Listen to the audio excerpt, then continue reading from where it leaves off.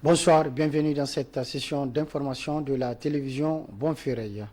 Cérémonie de présentation ce matin au siège du Mojadec d'un document de plaidoyer en vue de la levée de toutes les sanctions imposées au peuple nigérien par la CEDEAO et de l'IMOA, d'une part, et l'autre part en vue du retour à un ordre constitutionnel dans notre pays. Aminata Yamoiga pour les précisions.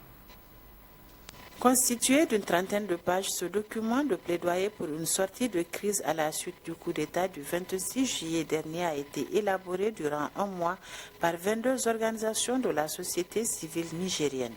L'objectif étant de mobiliser les différents acteurs pour une synergie d'action en vue de la levée des sanctions imposées par la CEDEAO. La réouverture des frontières entre le Niger et les pays membres de la CEDEAO, comme vous le savez que les frontières ont été fermées. La levée des restrictions liées aux transactions économiques et financières qui ont été édictées par la CEDEAO également. La suspension du gel des avoirs de l'État du Niger et l'abandon définitif de toute idée d'intervention militaire contre le Niger. Un document de plaidoyer destiné aux différents acteurs concernés. Ce document a été adressé au CNSP, aux anciens présidents de la République, aux anciens chefs d'État, aux anciens présidents de l'Assemblée nationale, aux anciens premiers ministres, à la CEDEAO, à l'IMOA, à la BCAO, aux leaders religieux et très bientôt aux organisations de la société civile nigérienne. Notons que ce document souligne également les difficultés rencontrées par les Nigériens qui subissent les conséquences de ces sanctions imposées. Nos commerçants ont leurs marchandises bloquées. Ils sont en train d'être ruinés à travers les blocages de leurs marchandises. Les médicaments qui ont été bloqués également, d'autres sont périmés ou risquent d'être périmés et tout. Donc tout cela a de graves conséquences sur l'économie de notre pays. Cette situation a aussi de graves conséquences sur la sécurité intérieure de notre pays. Parce que une grande partie des forces de défense et de sécurité est mobilisée pour faire face à l'hypothèse de l'option militaire de la CEDEAO. Donc, des rencontres avec les autres organisations de la société civile et différentes cibles du plaidoyer seront organisées en vue d'un meilleur retour à l'ordre constitutionnel. La société civile nigérienne et son homologue de la CEDEAO se mobilisent pour pour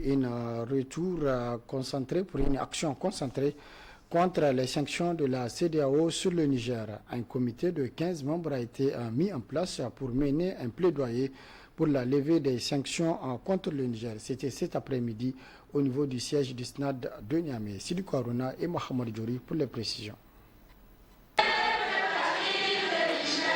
Créer un front uni de la société civile africaine pour la levée des sanctions de la CEDEAO contre le Niger, c'est l'objectif visé à travers cette rencontre initiée par la société civile nigérienne, épaulée pour la circonstance par ses homologues de la CEDEAO.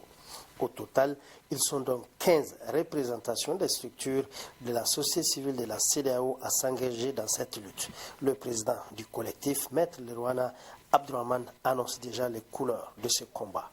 Je rappelle que nous sommes au 88e jour. Nous sommes au 88e jour des sanctions. Au début de ces sanctions, le Niger et tous les Nigériens avaient plusieurs chantiers en route. Notamment le chantier principal, c'est celui du départ des soldats français sur notre territoire. Depuis quelques jours, vous avez constaté l'amorce de ces départs de façon pratique et concrète que les militaires français sont en train de partir progressivement. Ceci étant, nous avons pensé qu'après cette amorce du départ des soldats français, il faut songer également à une mobilisation pour la levée des sanctions infligées contre notre pays. Il s'agit des sanctions de la CEDEAO, de l'UMOA et de la BCEAO. À la suite de Maître Lerouane Abdraman, ses collègues de la société civile de la CEDEAO ont pris la parole tour à tour pour appuyer la dite initiative. Moi, je suis Suleiman Bega, je suis le secrétaire général du Conseil de Mali du président de la République. Je suis très à l'aise de parler de la CEDEAO. Parce que ce n'est pas la CEDEAO des peuples, c'est la CEDEAO du syndicat de nos chefs d'État. Et les syndicats de chefs d'État très mal velus. Ce qui se passe maintenant au Niger, pas au Niger seulement, dans tout l'Afrique.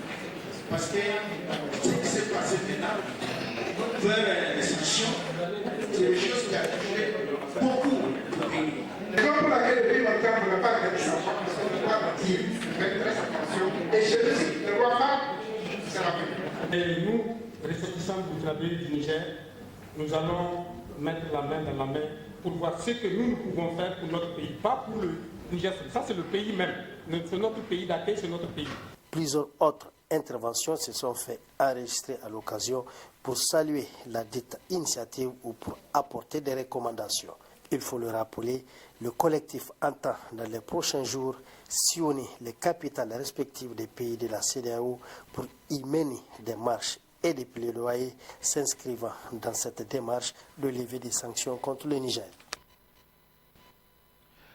Autre aspect de cette édition, après 2 semaines de formation à l'école politique et démocratique, les jeunes ayant participé ont officiellement reçu ce matin leurs attestations de fin de formation. Objectif est de relever le niveau de culture politique et accroître l'engagement citoyen de ces jeunes Nigériens. L'activité s'est déroulée ce matin au niveau de l'hôtel Noun de Niamey. D'autres détails avec Aïchatou Mamadou et Abdoulaye Saïdou.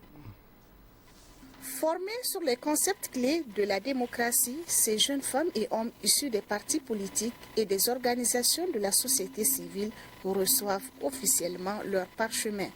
L'initiative émane de l'association alternative Espace Citoyenne, soutenue par l'Institut néerlandais pour la démocratie multipartite. Notre initiative est une contribution à la promotion du développement, de la démocratie, une contribution au travail que les partis politiques et les organisations de la société civile font pour leurs militants. Et nous sommes heureux de saluer la coopération que nous avons eue avec les différents partis politiques, dont je salue ici la présence. Ils nous ont soutenus, en tout cas dans la désignation des jeunes militants qui ont pris part à ces formations. On espère voir ces jeunes-là qui ont bénéficié être des leaders dans le sens des aspirations, évidemment, démocratiques. Je pense que c'est une initiative, comme Kaka l'a dit, qui a suscité de l'engouement. Les autorités adhèrent à cette initiative de formation en politique et en démocratie des jeunes. Halidou Seydou, secrétaire général du ministère de l'Intérieur et de la Sécurité publique. J'espère que les réflexions qui vont être engagées nous permettront de revenir où les citoyens, au plan individuel et collectif, prendront conscience de la nécessité effectivement d'avoir des institutions publiques fortes. Et que nous aurons des partis animés par des jeunes, des hommes qui ont une parfaite connaissance et une parfaite maîtrise des enjeux de ce qu'on appelle politique dans son sens le plus noble. Recevant leur parchemin, ces récipiendaires s'engagent à mettre en pratique les connaissances acquises au cours de ces 2 semaines de formation. Conviés à la cérémonie de remise d'attestation, les représentants des partis politiques apprécient l'initiative. Pour l'année 2023, c'est au total 112 jeunes qui ont bénéficié de cette formation de l'école politique et démocratie à travers des modules dispensés. Le gouverneur de la région du Maradi, avec une forte délégation, a effectué ce matin une visite dans les magasins de stockage des marchandises des marchés appartenant aux opérateurs économiques. C'est justement pour s'enquérir de la disponibilité et les prix des produits sur le marché. Reportage Mohamed Alpha et Ibrahim Amadou. Constater de visu la disponibilité des produits de première nécessité, surtout le sac de riz de 25 kg, c'est le mobile de la présente visite des magasins de stockage des marchandises sur les différents marchés de la capitale économique du Niger, Maradi, effectuée par le gouverneur, le contrôleur général de police Issifou Maman, accompagné d'une forte délégation. Ce constat, effectivement, il peut se dégager quelques pistes. Nous avons déjà pris en compte l'arrivée au niveau de la douane, qui a resté, rien que pendant ce mois d'octobre, quelques 2100 et quelques tonnes de riz. Ça veut dire qu'au niveau de la région de Maradi, on a enregistré une arrivée de 2100 et quelques tonnes de riz. En principe, c'est une quantité largement suffisante si elle est destinée uniquement à la consommation locale. Le truc que nous avons fait, nous avons constaté que effectivement certaines qualités de riz importées ne sont pas consommées dans notre pays. Le gouverneur de Maradi, le contrôleur général de police Issifou Maman signe et persiste que toutes les mesures idoines seront mises en place pour amener les importateurs et exportateurs de Maradi à regarder dans la même direction pour réduire les prix des produits de première nécessité. Enfin, nous avons reçu quelques explications des différents importateurs qui ont alimenté les marchés départementaux et les marchés au niveau de la ville de Maradi. Ce qu'on peut dire, c'est qu'au regard de la disponibilité sur le marché, on peut estimer que nous avons du riz en quantité pour la consommation de la population de la région de Maradi. Cependant, nous avons continué ce contrôle.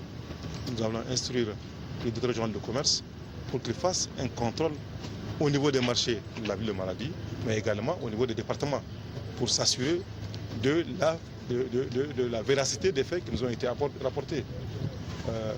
Ce contrôle va porter d'un 1 sur la disponibilité, 2 sur la qualité des produits, 3 sur le poids, parce que vous le savez, c'est des sacs de 25 ou de 50 kg. Il va falloir s'assurer que effectivement le poids correspond à ce qui est écrit sur le sac. Et le 4e point du contrôle, c'est sur le prix. Quel est effectivement le prix qui est adopté? Cette visite des magasins de marchandises des différents marchés de Maradi appartenant aux opérateurs économiques a été bénéfique parce qu'elle a permis de découvrir la réalité sur le terrain et de tracer les pistes de solutions au rehaussement des prix des produits de première nécessité dans la région de Maradi. L'Union européenne assiste les populations nigériennes à travers l'acheminement de 58 tonnes de médicaments en ce moment difficile que traverse notre pays. Cette initiative vient renforcer la réponse humanitaire dans le pays. Plus de détails avec Mohamed Alpha. L'opération a été lancée la semaine dernière par l'Union européenne.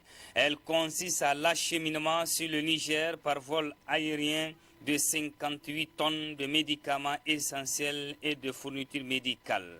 L'initiative entre dans l'engagement de l'Union européenne à apporter assistance aux populations nigériennes les plus vulnérables confrontées à des difficultés multiples suite aux sanctions de plusieurs institutions sous-régionales et régionales, dont celles de la CEDEAO et l'UEMOA. Dans les pharmacies, les produits se font rares et d'autres sont indisponibles. Il y a la rupture de certains produits, on est obligé de faire avec. Pour les produits disponibles, il n'y a pas eu d'augmentation. Par exemple, je viens d'acheter un produit à 30 300. Le prix n'a pas changé. Malgré les multiples difficultés, les autorités de transition multiplient les efforts afin d'assurer la disponibilité de médicaments dans les pharmacies. Le ministre de la Santé, l'a réaffirmé il y a quelques jours à la suite d'une visite dans les lieux de dépôt et de stockage de produits pharmaceutiques de Niamey. Nous avons suffisamment de produits, que ce soit au niveau des officines ici à Niamey, mais aussi à l'intérieur du pays. Donc il n'y a vraiment pas de rupture en produits pharmaceutiques. L'acheminement de médicaments au Niger par l'Union européenne intervient presque 3 mois après la suspension de l'appui budgétaire de l'UE au Niger. L'Union européenne, qui avait annoncé le 29 juillet 2023 ne pas reconnaître les autorités issues du coup d'État du 26 juillet qui a renversé le président Bazoum Mohamed. C'est la fin de cette édition. Merci de l'avoir suivi à toutes et à tous. Prochain rendez-vous de la rédaction demain, Inch'Allah, à partir de 12h30. Très bonne réception. Au revoir.